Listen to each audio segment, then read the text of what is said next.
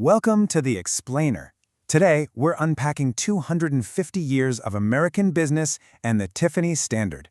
We're going to explore how a handful of iconic companies managed to build the United States basically from the ground up and somehow stick around for centuries. Let's just jump right in. So, how exactly does a business survive for 250 years? Okay, let's dive into this, because the reality here is absolutely staggering.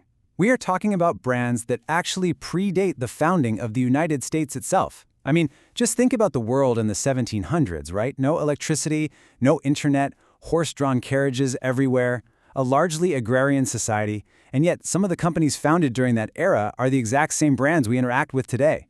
They've lived through world wars, the Industrial Revolution, the Great Depression, the digital age, the whole shebang. So how do you build something that resilient?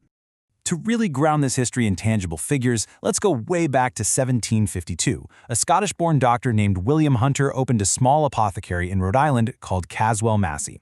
Decades later, in 1781, George Washington himself bought their No. 6 cologne. Crazy, right?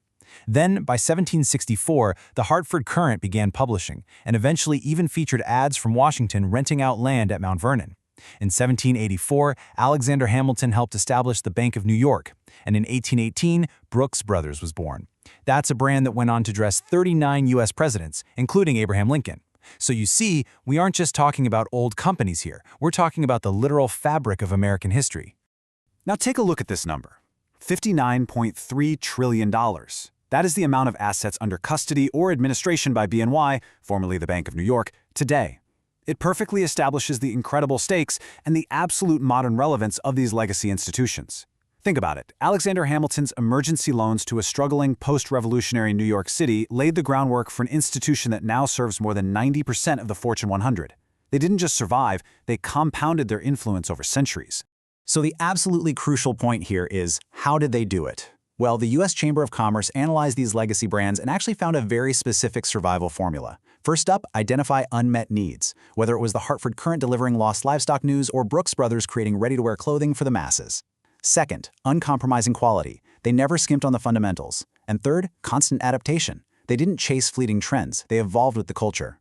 This three-step formula is exactly what allowed them to weather economic upheavals, natural disasters, and global conflicts. Now, what's really interesting about this next slide is this tiny number, $4.98. We just looked at a bank managing nearly $60 trillion. But in 1837, when a 25-year-old named Charles Louis Tiffany opened a small stationery and fancy goods store in New York City with a $1,000 loan from his dad, his first 3 days of receipts totaled exactly $4.98. It was a remarkably humble beginning, especially for a guy operating during a pretty brutal 19th century economic depression. So, we're going to transition now from that broad, macro view of American business directly into a micro case study. Charles Louis Tiffany is literally the ultimate example of retail innovation and brand resilience. He didn't just build a jewelry company. He was a full-on retail disruptor who fundamentally altered how Americans thought about shopping, luxury, and quality. By zeroing in on the Tiffany story, we can see exactly how that three-step survival formula we just discussed was flawlessly executed. To really understand his impact, we have to look at how chaotic 19th century retail was. The norm back then was haggling over prices, bartering goods, running up really complex lines of credit. It was basically a guessing game for the consumer. Well, Tiffany threw all of that right out the window. He introduced the Tiffany Standard, clearly marking his merchandise with non-negotiable price tags. There was no haggling, no barter, and payment was strictly cash. This sleek, revolutionary fixed-price model instantly changed the way Americans shopped, and it built immense consumer trust because suddenly everyone knew they were being treated fairly and equally. But, he didn't just standardize the retail experience, he standardized the actual materials. 0.925 sterling silver. We see this stamped on jewelry everywhere today, right? But this ubiquitous American standard wasn't actually created by the U.S. government. In the 1850s, Charles Tiffany purchased the operation of a prominent New York silversmith named John C. Moore. Moore crafted silverware on par with English sterling, so 92.5% silver and 7.5% base metals. Tiffany adopted this as his strict in-house directive, and it became so highly respected that the United States eventually adopted it as the national standard. Now that is uncompromising quality in action. Let's look at another one of their massive innovations, the 1845 Blue Book. This was America's very first mail-order catalog. It allowed Tiffany to reach customers way beyond the streets of New York City, and its cover featured that iconic shade we now instantly recognize as Tiffany blue. What's amazing here is that this catalog is a living record of high jewelry that continues to evolve even today. For example, their 2017 Blue Book, titled The Art of the Wild, featured these breathtaking, nature-inspired pieces, like a platinum necklace, literally meant to mimic the whispering sounds of a rainforest. It's just a perfect example of constant adaptation while honoring a deep legacy.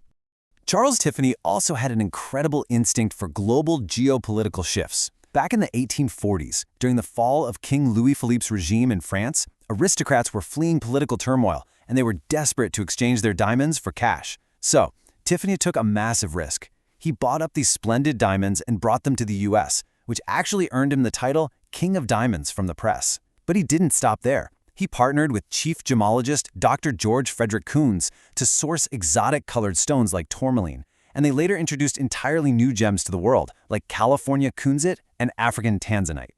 Which brings us to an astonishing number, 128.54 carats. This is the weight of the famous Tiffany diamond. In 1877, a massive 287-carat rough yellow diamond was discovered in the Kimberley mines of South Africa. Charles Tiffany bought it for $18,000.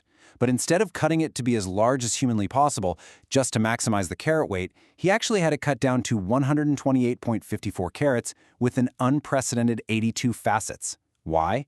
Because the brand standard was to cut for brilliant beauty, to make it sparkle as if lit by an inner flame, rather than just maximizing size. It was a total, unwavering commitment to quality over sheer volume.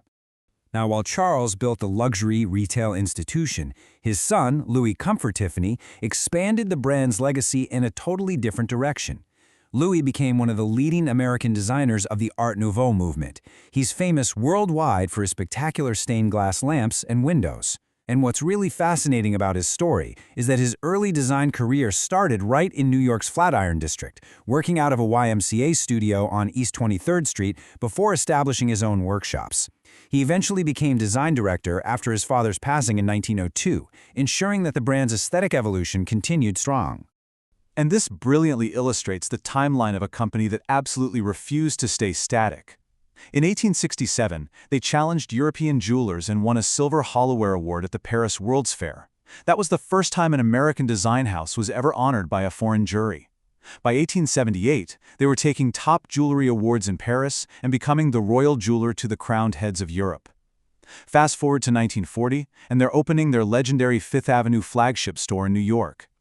I mean, they went from a tiny stationery shop making less than $5 in 3 days to a global luxury powerhouse through just relentless innovation. So as we wrap up this explainer, I want to leave you with a provocative question. Which of today's tech giants or modern startups do you think will still be here 250 years from now? When you look at the modern landscape, try applying the historical survival formula we've explored today. Who is truly identifying unmet needs?